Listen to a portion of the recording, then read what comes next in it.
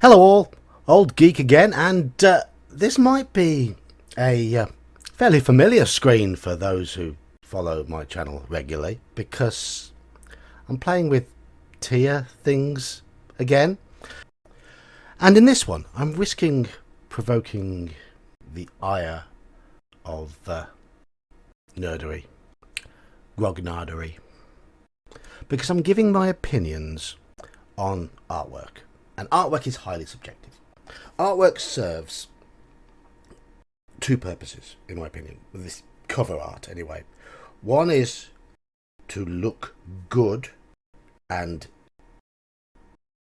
sell a product, and the other is to inform the buyer as to what the product might contain. But in this video, I'm going to be focusing on those bits of art that are on the back covers.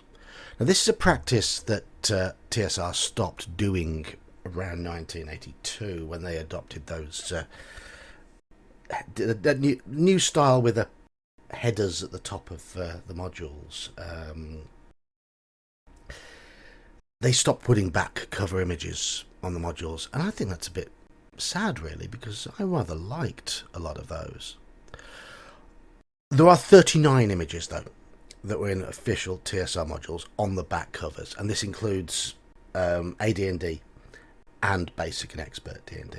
So let's get started. Here's the list.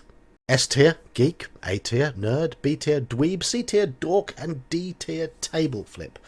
Right, these images are being compared with each other. That is important. So if it might be that an image that is still quite effective will end up near the bottom.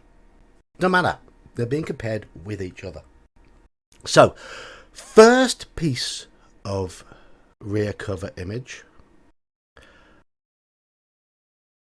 I haven't put them all in chronological order. I've tried to make the order logical, but I'm going to start chronologically with the first piece of rear cover image, and that is the image of the steading drawn by Errol Otis on the back of G1, the steading of the Hill Giant Chief. Now, I really like this picture. It is, yes, it's simple, yes, it's monochrome, but it gives you a real idea of scale. And it's often hard to judge the scale of a location with a top-down map, and this steading image does that very well. You look at this image and you think, oh, there's going to be multiple tiers of the module, but no, there's only one layer and a dungeon layer, so it gives you an idea of how high the ceilings are. Anyway, I'm going to put this one in nerd. Don't think it's one of the very best, but it does the job. Similarly, next one, G2. And this is the rear image of the Glacial Rift of the Frost Giant Jarl. Again, it's monochrome. And again, it really helps serve a purpose to demonstrate what the map inside doesn't do a very good job of. How many of us looked at that map for years and years without realizing that it was open to the elements?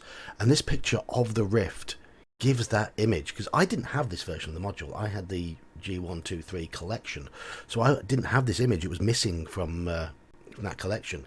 I wish I'd seen that, because I've had a different image of how the whole module is laid out, the whole dungeon area is laid out. So again, it serves that purpose, but I don't think it's quite as appealing an image as the one of the steading. It's good, it's effective, it does its job, and it's going in B tier dweeb. Okay, have you got the idea now? G3, Hall of the Fire Giant King. Now, I think this is the best module in the series in terms of its contents, but I think the cover art was poor, and in terms of internal artwork, I think I prefer the internal art mostly from G2 and the maps from G1. But the content of the module was still great in G3. Now, this image shows the massive doors that are the entrance to the halls. I don't think they represent the scale. I think it represents the scale nearly as well as the other two images from the other two in the series. And I'm going to put this one in dork. Don't think it's that great. Right, D1. Descent into the depths of the earth. I'm going to be very open now and say that I think that this image is probably the worst one to grace the rear cover of a TSR module. It's very, very crude, it's very simplistic, and it's very childlike. And I really, really don't like it. It would have done nothing at all to help me buy the module. And that's going in table flip. It's pretty pathetic. And the cover of D2, Shrine of the Kuatoa, isn't much better. I think it might be slightly better. It's got a rust monster in, which is always good, but no. I'm going to put this one in table flip as well. Don't think it's good. Don't think it's good at all. D3 similarly had a monochrome cover for its initial release, and this one had a Trampier image. Now Dave Trampier is most of our favourite artist. He did the glorious Player's Handbook cover. He did the beautiful line work inside the manuals, especially the Monster Manual, and he illustrated the booklets for a lot of early modules. I don't think his module covers are up to his usual standard, though, apart from the front cover of G2, which is excellent. I think a lot of his rear covers are a bit lacking at times, and not as good as his simpler work, his simpler line work. But this rear cover from the original D3, it's okay. It goes in dork. I know these images might not be very clear for people who are watching. I'm thinking of doing a slideshow with bigger versions of all of them, but we'll see how this comes out. You might, if you watch it on a bigger monitor, you might be able to see them a bit more clearly. Right, slight chronological shift, because D1 and D2 were re-released. Well, all of this series was re-released. G123's rear cover in the re-release was just pictures of the original module cover, so it doesn't really count. But D1 to 2 had this Bill Willingham piece, full colour, of a mind flayer consuming a poor adventurer's brain. And I think this is one of the reasons why rear images on the modules should exist. It's one of my favourites. It really invokes the horror of the mind flayer, and I think Bill Willingham, his artwork could be hit and miss, but when he put his mind to a good cover or good rear cover, it really did come off, and this is great. Really, really good. Now we've got our first Jeff D image next.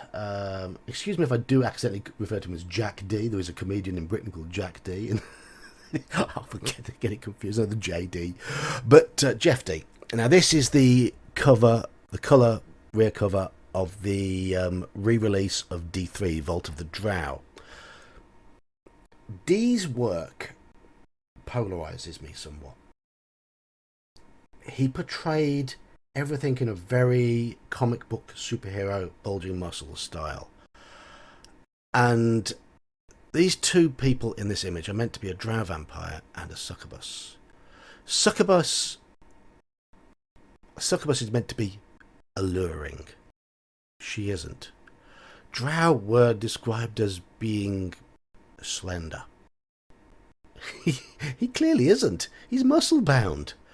I don't think it's as bad as the rear covers of the original D1 and D2, but it's going in dork. It might even drop to no. I'm going to put it down to table flip. I'm going to put it down. It just didn't evoke the module at all in the same way as the rear cover of D1 to 2 did. Right, Q1. Right, this is an adventurer caught in a spider's web. Is it another D image? I'm not sure. Or is it Sutherland? I can't remember, and I can't make it out clearly enough in this one. It's not an image that ever stood out. It's not terrible. It does display what's in the module. Spiders, webs, of course. But it's not an image that really sells a module. That one's definitely going in dork. Well, I'm going to move into the A series now. A lot of the rest of it is now in alphabetical order. Now, the rear cover of Slave Pits in the Undercity A1 is Jeff D again. And I think this is a lot better because he hasn't focused on all the muscles and whatever. It's a pretty good image of a lurking thief about to pounce on an orc that is peering through the door, and it demonstrates the nature of the module really well. I rather like this one. I'm going to put this one in nerd. Okay, we're on to Errol Otis now. I think this is... No, it's second Otis image. That picture of the steading was an Otis image as well. Errol Otis and the rear of The Secret of a Slaver's Stockade, a group of adventurers fighting a cloaker, a new monster in that module. Otis was great at portraying things with an unearthly, alien quality. A lot of that was done through his lighting, the colours that he used. He didn't care too much about things looking realistic. Instead, he just tried to evoke an atmosphere. This one does. I like it. Don't think it's in top tier, but it's going to go in nerd. A3, Assault on the Area of the Slave Lords. Another Otis image. And another one with unearthly lighting, and this one does depict one of the few half-decent encounters in the adventure. A very clever encounter where a rust monster is disguised to look like an ankylosaurus, and it's a good encounter in an otherwise poor adventure. This image, I said that Otis has a weirdness to it. This one's almost childlike to me. It's not terrible. It's interesting, but it's not as good as the cloaker. And I think that the way the Ankylosaurus is marching is a bit odd, but it's going in dweeb because it is interesting. Right. Again, I mentioned earlier about Willingham having big hits and big misses. And there's no surer way to make an image a miss in my eyes than for it to focus on something that isn't in the module. It's quite an appealing image. A vampire fighting a couple of desperate escaped adventurers who are near naked, barely armed, and without hope in the fight. And I like the image, but this doesn't happen in the adventure. So it's dork at best. Sorry, it's dork at best. If that encounter had been in the adventure, I'd put it in the nerd tier. Right. B series now. And the original monochrome rear cover from In Search of the Unknown. I never used to particularly like this image, but it's grown on me over the years because I think it invokes an environment in the same way as that steading and that glacial rift images from G1 and G2 invoke an environment, an overgrown tower, or an overgrown scene with a tower just sort of partially concealed in the background. Yes, it's quite simplistic, but it is quite evocative. I'm going to put this one in dweeb. I'm almost putting it into nerd tier. A few years ago I'd have put it in table flip, but no, this one has grown on me. It really has grown on me because it evokes adventuring. On the other end of the on the end of the scale, the when the art was redone, it was given new full color art. That module, and that module was reprinted, and Darlene, who produced some fantastic line art for the Dungeon Master's Guide, and that wonderful Greyhawk map, one of the most iconic maps in gaming history. Darlene did this very ungainly, very brown, very, to me, odd looking image for the rear of In Search of the Unknown, and I really don't like it. I think it's poor. I think it's weak.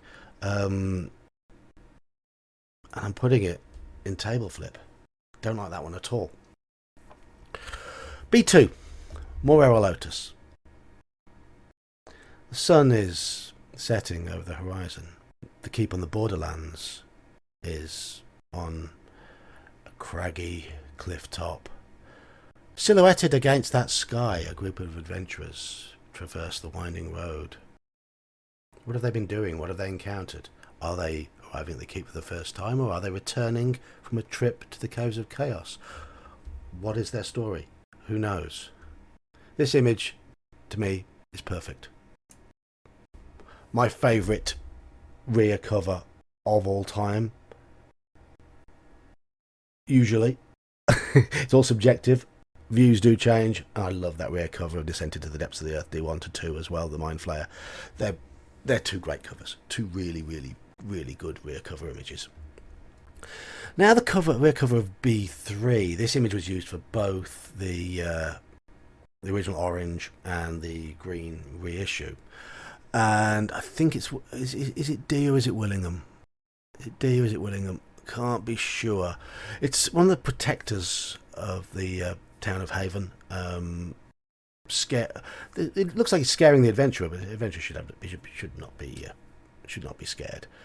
I think the image is better than the module itself. It's not bad. It's quite intriguing, and it's going in dweeb. Right, B4. Lost City. A scythe trap with what looks like green slime coating the blades of the scythe. One thing a really good image does is it makes you want to play the adventure to experience the location being portrayed in the image. This image, when I played Lost City, I was always cautious, waiting to discover this trap. I don't think I ever did because it's quite deep down, but I was always wondering where these scythes were as my characters were getting picked off by various things in the adventure. But it's not technically the best in the world, but it does what a cover image should. Is it Holloway? I know Holloway did the front cover. Did he do the rear? I'm not sure. Is it Rosloff? Is it a Rosloff image? I can't make out the signature, and I should have looked that up beforehand.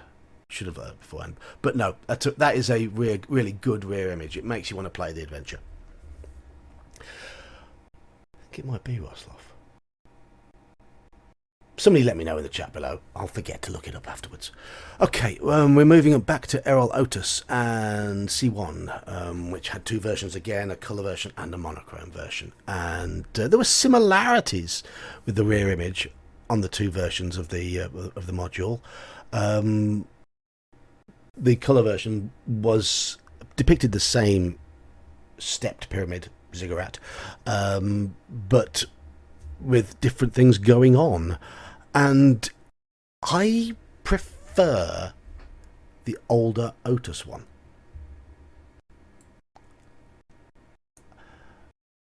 I quite like it. I don't think it's his best work, but I prefer that one to this one, which I believe is Willingham.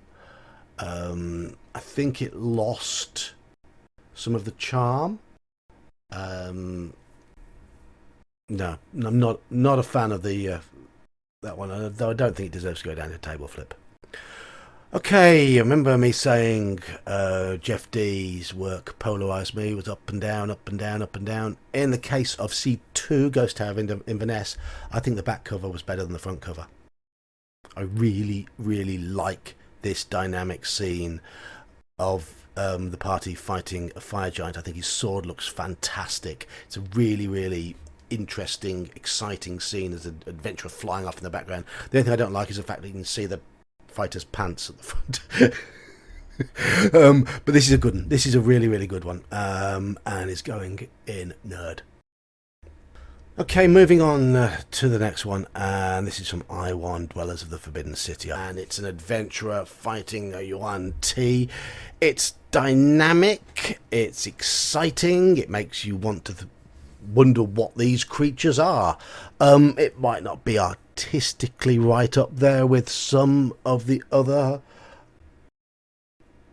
pictures on this list, but I think it's intriguing enough to put in dweeb. It's borderline nerd and dweeb. L1, Secret of Bonehill, Errol Otis. Now then, this is a picture of a Hydra, and I have read that this was a joke picture by Otis, that he didn't think much of the source material and just put out this picture. I think it's possibly Otis's worst image. It has a certain character to it, but it's poor by his standards.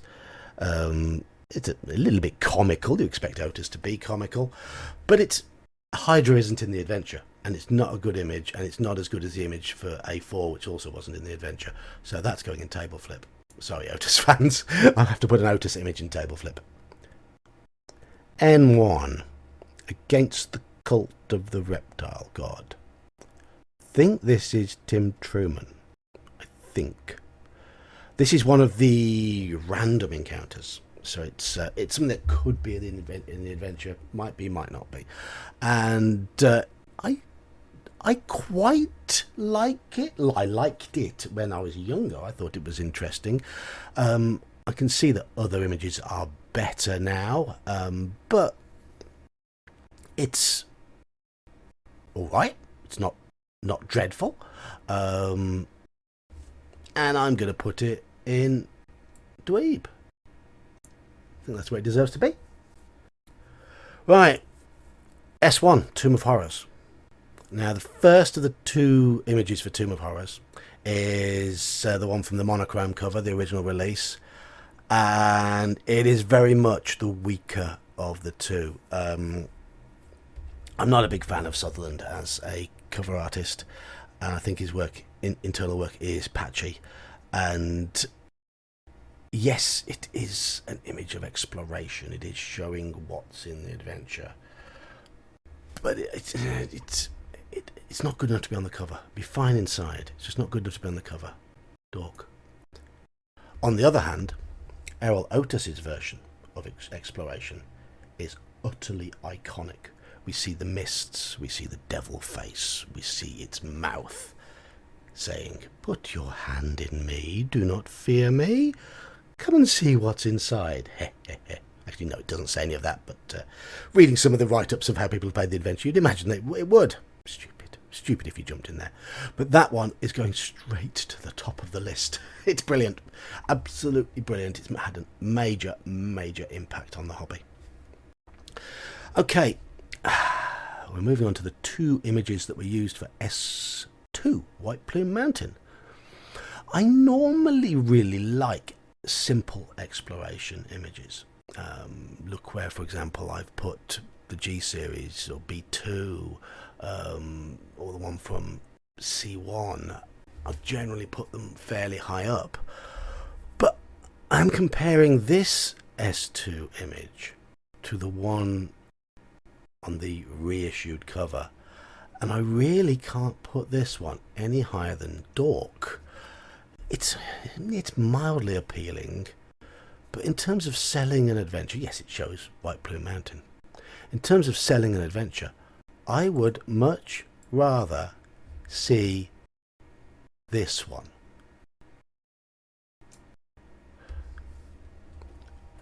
Fighter, posing pouch, black razor. Yes, that's awesome.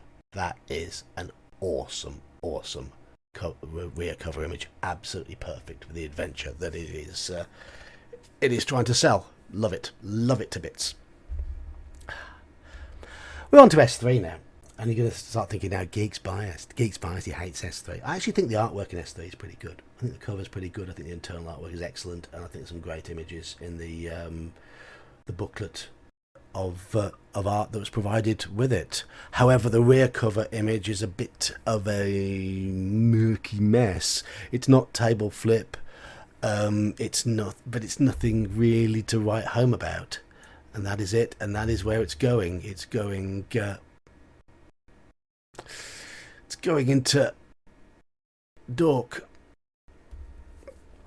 I might have to adjust the screen recording area in a bit, because this is all getting a bit tight. But let's move on now to S4, Lost Caverns of Sargekanth. This is definitely a Holloway piece. And he did some good cover art. I3 Pharaoh, really good piece of cover art. I5 Lost Tomb of Martek, another really good piece of cover art. Some of his internal work didn't always fit the genre, the tone of the module very well. Various modules. His work he did on Paranoia was great. Now, I quite like the rear cover of S4. I really start showing it a bit sooner, because I'm aware the bottom of the screen has now been cut off by the screen viewer. But that's a cover of S4. I've just plonked into Dweeb. It's a green slime dropping down behind the party. It's not particularly dynamic. It's not particularly bright and bold, but it displays the adventure very nicely. We're going now into Tomb of Horrors. Not Tomb of Horrors. Village of Hommlet. Already done Tomb of Horrors. Village of Hommlet. And again, this was a module that was reissued. The first image, monochrome one, was a Trampier piece, and there was a simplicity to it that I sometimes yearn for in these pictures. It's not one of his best pieces, but it invokes the nature of the adventure very nicely, and it's that one I've just plonked in the middle, the tower, with people working around it. Quite a simple scene, quite pleasant. But I do think that Jeff Dee's revised image for the colour cover version that was released later, showing Rufus and Byrne and the same tower in the background, was better. I think that was very good. I liked it. I really liked it. Again, it's not dynamic, but it's effective. Very well done. Right, we're moving on now to Sinister Secret of Saltmarsh, and you all know how much I love this module. You all know I think it's the absolute dogs and adgers. I love the front cover art, though it's a bit of a spoiler, but so is the rear cover art. It's moody, it's murky, and it gives a big clue to the approach that the adventurers should take. It's by Dave Deleu, Belgian Dutch sounding name, and it goes into dweeb because I don't think it's perfect. I don't think it's quite as appealing as the ones I put higher up, and it's got a bit too much of a spoiler in it, but it's quite evocative. It is quite evocative, and I think it's a lot better than the image that was on the back of U2, Danger at Dunwater. Danger at Dunwater had a great front cover and quite a weak rear cover. And it's a battle scene. They're fighting a lizard man. It's quite dynamic, but it's not great. And the same goes for the cover of the back of U3, The Final Enemy. Didn't really like this one either. Same artist. They're underwater and there's a shark. Yeah, there's some nice use of lighting, but doesn't really sell the module to me. Doesn't sell the module at all. So there we go. Dork is starting to fill up a little bit now. UK1, Beyond the Crystal Cave. Same artist. Same artist. I'm going to put this one in Dweeb, because I think this was certainly more intriguing than the last two. A fighter is making the mistake of angering a treant in a garden where you're supposed to be peaceful. But I think it's quite good, even though his armour looks odd. Dave DeLuey didn't really care about making armour and weapons look authentic. But I do quite like the way the treant is portrayed. I think it's pretty good. WG4 was a module that wasn't particularly well regarded for the quality of its artwork, but the rear cover of a Grell I think was a lot better than the front cover. I'm always quite partial to art that extends over the bounds of the image and goes into the text. And this did, and I think it's a very alien, very interesting looking Grell. And it suits the adventure. It really does suit the adventure. Okay, it's not in the same tier as the ones above in Geek and Nerd, but it's still pretty good. Still pretty good. Right, speaking of top tier, speaking of higher tier, just two left. X1, Isle of Dread. Willingham, I believe? Think so. Fighting a sea serpent. It's action-packed, it's desperate, it's interesting, it's appealing, it helps sell what's in the adventure, it demonstrates what the adventure's like, and it's got a bit of underboob. There we go. It's in Geek. Last one to go in, and I'm feeling this might knock the table flip tier down, and I'm not sure about adjusting. No, I can't adjust the recording area mid recording, so do apologise. This is the rear cover of Castle Amber. It shows one of the most important scenes in the adventure, and I'm going to put it here now so you can see it while I talk about it. And I think this is the importance of this scene, is where it is basically revealed to the party who is responsible for putting them where they are in the adventure. And I love the way the body has this glow to it, and the dynamic entrance from the figure behind. I think it's great. It's not quite Geek tier, but certainly deserves to go in Nerd tier. Anyway, there is my finished chart. I should have planned a little bit better to make enough room for table flip to pop off the bottom. But D1, D2, colour D3, colour B1 and L1 are the ones that dropped off. They're the ones that went into table flip for various reasons, as I've spelled out in this video. Anyway, I've been the Old Geek. As I say with these sort of videos, it's entirely subjective. It's entirely subjective. So I'd like to see your opinions in the comments below. If you disagree with me, by all means reach for the dislike button, but I would rather you engage with me and say why, because disliking is a cheap and cowardly way out. If you have enjoyed the video, do click like, subscribe, help the algorithm. Come and join us in Discord. I've been the Old Geek. For now, see ya.